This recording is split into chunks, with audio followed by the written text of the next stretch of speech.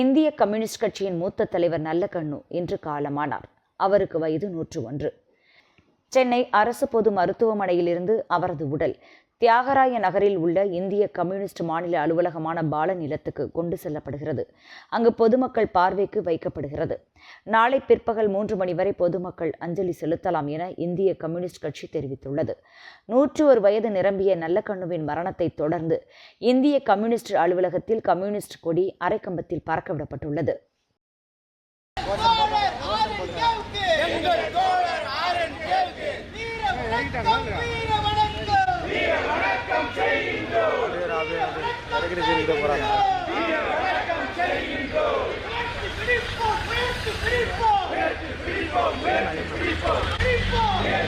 Free